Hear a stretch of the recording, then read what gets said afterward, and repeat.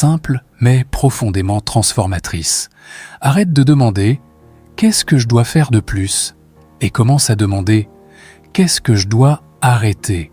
Souvent, l'appel n'est pas bloqué par ce qui manque, mais par ce qui encombre, des relations qui drainent, des habitudes qui anesthésient, des engagements qui dispersent. Hébreux chapitre 12, verset 1 dit « Rejetons tout fardeau et le péché qui nous enveloppe si facilement, et courons avec persévérance la course qui nous est proposée. » Remarque bien, il est question de fardeau, pas seulement de péché. Tout ce qui te ralentit n'est pas forcément mauvais, mais tout ce qui te ralentit doit être évalué. Voici une autre révélation puissante. Dieu n'active jamais un appel sans exposer une zone de résistance.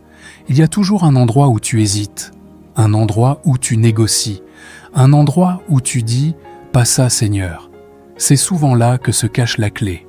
Jonas avait un appel, mais il avait aussi une fuite.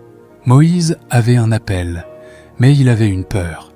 Jérémie avait un appel, mais il avait un complexe. Dieu n'a pas supprimé ses faiblesses, il les a traversées.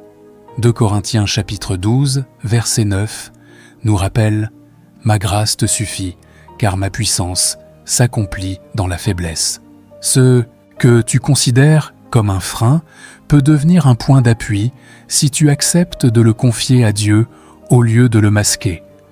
Voici maintenant une technique très concrète, pratique, applicable immédiatement. Choisis un espace précis dans ta semaine